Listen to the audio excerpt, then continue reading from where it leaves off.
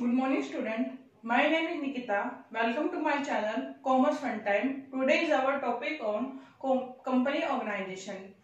इससे पहले हमने दूसरे जो ये हमारा चैप्टर 2.5 है, इससे पहले हमने 2.4 के बारे में बात की थी, जो कोऑपरेटिव सोसाइटी के बारे में थी। अब हम बात करेंगे कंपनी ऑर्गेनाइजेशन के बारे में कि कंपनी होती कैसे बनती, क्या इसके कैरेक्टरिस्टिक्स होते हैं। ठीक है, तो हम सबसे पहले किसकी बात कर रहे हैं यहाँ पे, कंपनी होती क्या है। कंपनी मतलब कि जो आपने देखा होगा बड़ी बड़ी कंपनियां होती है, एमएनसी होती है, और ये मोस्टली नोएडा में पाई जाती है। तुमने देखा होगा जैसे हमारे आसपास के एरिया में नोएडा पूरे कंपनी सेक्टर है, तो ये कैसे इतनी बड़ी बड़ी कंपनियां बनती है। हमने देखा होगा इतनी बड़ी बड़ी बिल्डिंग्स होती है, जैसे टाटा कंपनी होगी, रिलायंस लिमिटेड कंपनी होगी। तो इनके पीछे नाम कंपनी क्यों लगता है, कोई ना कोई तो इसके पीछे रीजन है कि कंपनी का यहाँ पे मतलब क्या है। तो वो बताया जाता है कंपनी ऑर्गेनाइजेशन कैसे हमारी बनती हो, क्या इसकी डेफिनेशन है। तो हमने आपसे स्टार्ट करते हो। अगर आपको मेरी वीडियो प्लीज, अगर आपने अभी तक लाइक और सब्सक्राइब नहीं किया हो तो please like and subscribe my channel. ठीक है, अब हम कंपनी के बारे में बात करेंगे। क्या होती है company? Is an artificial person. एक आर्टिफिशियल पर्सन होता है, जैसे कंपनी है, जैसे एक पर्सन है मगर वो जिंदा आदमी तो नहीं है।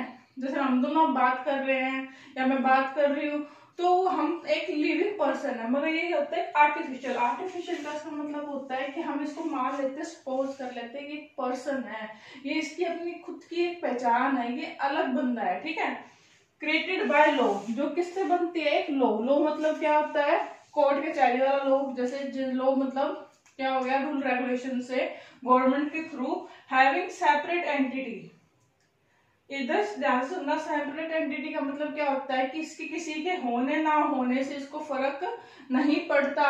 अगर कोई नया पार्टनर या कोई नया पर्सन आता है या जाता है तो इसकी एक्सिस्टेंस मतलब इसके होने पे कोई फर्क नहीं पड़ता। विद परपेचुअल सक्सेशन मतलब ये चलती रहेगी, कॉन्टिन्यूसली स्टेबिलिटी चलती रहेगी, ईयर टू ईयर मतलब लंबे समय तक चलेगी। And common seal, common seal होते हैं एक तरह की स्टैंप होते हैं। अब जैसे मान लो मैंने इसको कहा कि एक आर्टिफिशियल पर्सन है, तो मान लो कोई डिसीजन लेना होगा तो खुद के साइन नहीं कर सकती क्योंकि आर्टिफिशियल है, कि जिंदा आदमी तो है नहीं। तो अब इसको साइन करने के लिए क्या करते हैं? अपने हाथ से तो साइन नहीं कर सकते, तो इसके लिए कॉमन सील मतलब क्या होती है? स्टैंप होती है, स्टैंप बनाई जाती है। हमने कहीं कहीं बात देखा होगा, जैसे जो स्कूल्स होते हैं, काफी चीजें होती है, वहां पे क्या होता है कि जैसे कोई भी नोटिस होता है, कोई पेपर होता है, तो उसके ऊपर स्टैम्प होती है और उसमें लिखा होता है। जैसे मान लो किसी का नाम है, सिटी स्कूल ही लगा लो, कुछ भी लिखा तो उसे गोल गोल या उसका जो भी लोगो होगा उसका स्टैम्प होगी हमेशा, और उसके ऊपर जो उसके डायरेक्टर होगा उसका वहां पे साइन होगा। तो वो चीजें क्या होती है कि वो जो है ना जैसे एक तरह की वो कंपनी बना लेते हैं, आर्टिफिशियल पर्सन बना लेते हैं कि इसके ट्रस्टी चेंज होते रहेंगे, कुछ भी होगा तो वो अपना सिग्नेचर उस पे कर रहे हैं, तो उसे कंपनी कहते हैं। जैसे बड़ी बड़ी कंपनी होती है, आपने चलो वो भी छोड़ो, आप कभी फोन ठीक करवाने गए हो केयर में, एमआई केयर पे, तो उसमें जब वो बिल काट के देता है तो उस पर स्टैंप लगाता है, उस पर वो साइन करते हैं और वो स्टैंप उसी केयर के होते हैं, एमआई लिखा होता है उस पर।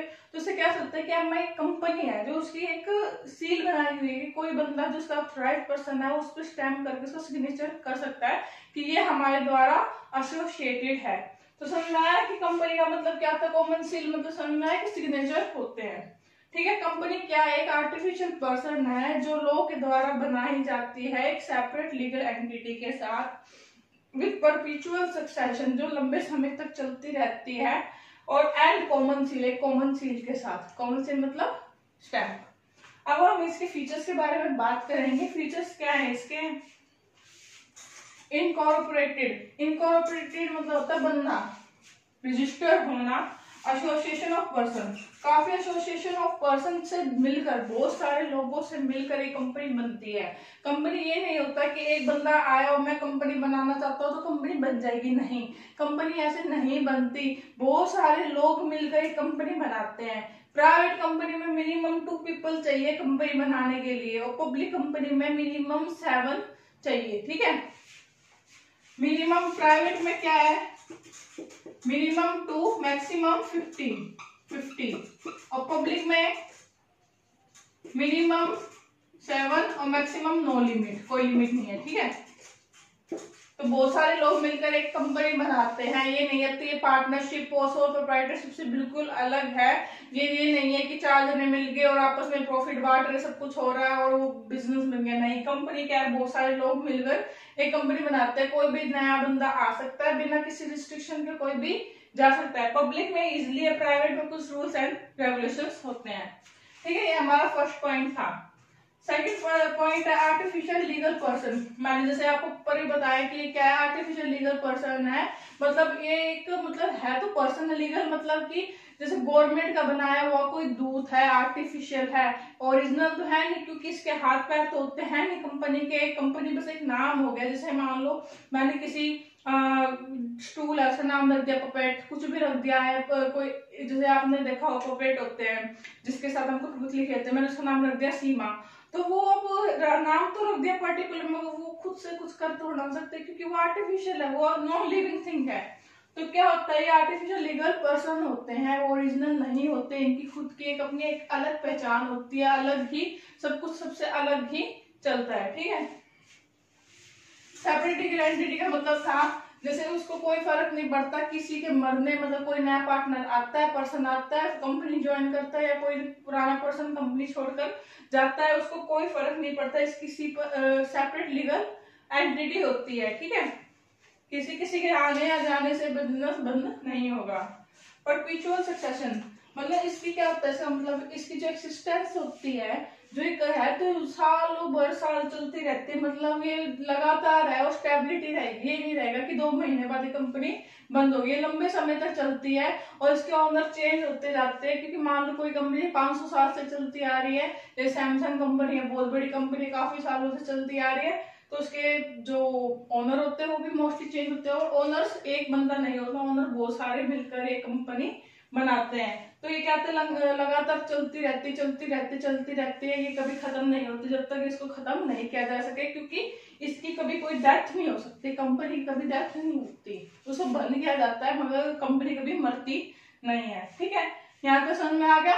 अच्छे से बुक की लैंग्वेज पढ़ना इसको, और कोई भी प्रॉब्लम हो तो कमेंट बॉक्स में कमेंट करके आप पूछ सकते हो। ठीक है, अब हमारा नेक्स्ट पॉइंट लिमिटेड लायबिलिटी है। मतलब जो इसके मेंबर्स होते हैं जिन्होंने इसके शेयर्स खरीदे हुए हैं, तो उनकी खाली लायबिलिटी इतनी ही होती है जितने उसके शेयर है।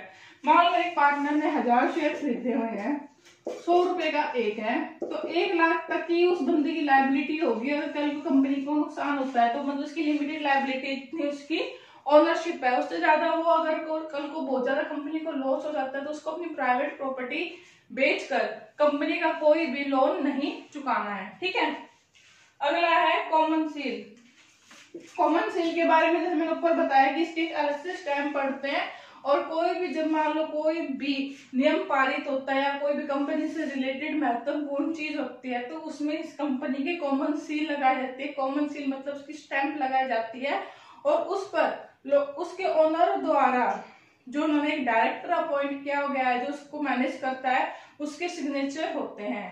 ठीक है, तो होते हैं कॉमन सील जिसमें उसका कंपनी का नाम, एड्रेस का नाम होता है। ठीक है, और उसका लोगो छापा जाता है कॉमन सील में। ठीक है, अब अगला पॉइंट है हमारा ट्रांसफरएबिलिटी ऑफ शेयर। इसका मतलब क्या है कि जो हम अपने शेयर्स होते हैं, आपने सुन रखा होगा, शेयर को हम क्या कर सकते हैं, ट्रांसफर कर सकते हैं। तो इसमें क्या होता है, प्राइवेट कंपनी में तो वो इजीली इसको ट्रांसफर नहीं कर सकते अदर पर्सन को, ओनरशिप को, अपनी ओनरशिप दूसरे को देना। जैसे मान लो मैं मालिक हूँ, आज मैंने शेयर खरीद रखे तो मैं उसको ये सोच सकती हूँ कि मेरे को नहीं चाहिए, मेरे को पैसे की जरूरत है, तो मैं अपने शेयर बेच के किसी और को दे सकती हूँ। तो प्राइवेट में तो नहीं है इतना, मगर पब्लिक कंपनी वाले जो है वो इजिली अपना ट्रांसफर कर सकते हैं किसका, शेयर का। ठीक है, अब हमारा नेक्स्ट पॉइंट है separation of ownership and management. इसमें क्या होते हैं, जो कंपनी में ओनर अलग होते हैं, उसके मैनेजर्स अलग होते हैं, जो उसके मैनेजमेंट करने वाले होते हैं। ओनर्स क्या होते हैं, जो उसके शेयर खरीदते हैं वो उसके ओनर हो जाते हैं। अब ओनर तो बहुत सारे हो गए, शेयर्स तो बहुत सारे लोग खरीदते हैं, अब सारे मिलकर तो इसको क्या कर सकते हैं, मैनेज नहीं कर सकते, क्योंकि कई शेयर होल्डर पास में भी रहते हैं और कहीं बहुत दूर भी रहते हैं, जिसमें जहां आना पॉसिबल नहीं है, जिसमें काफी टाइम लगता है। तो ओनर अलग होते हैं, फिर वो क्या करते हैं, वो सारे तो सबके अलग अलग पैपा हो गया, आपको पता ही है, कोई कहेगा कुछ करना है, कोई कहेगा कुछ। तो इससे पहले ऐसे ही ना हो, तो सारे ओनर मिलकर एक जो डायरेक्टर होता है वो अपॉइंट करते हैं अपनी मर्जी से, और सारे डिसीजन वो डायरेक्टर लेता है on the behalf of his share holder on his honour. तो इसकी मैनेजमेंट और ओनरशिप अलग अलग होती है, मालिक कोई और होता है, संभालता कोई और है। ठीक है, रिस्क बियरिंग हमारा लास्ट पॉइंट है। रिस्क बियरिंग, रिस्क बियरिंग का मतलब क्या होता है? रिस्क लेना। जैसे पार्टनरशिप, जैसे सोल प्रोप्राइटरशिप पड़ी तो उसमें रिस्क टेकिंग खाली उस ओनर की थी, जिससे वो ज्यादा रिस्क नहीं ले पाता था क्योंकि वो बर्बाद हो जाता।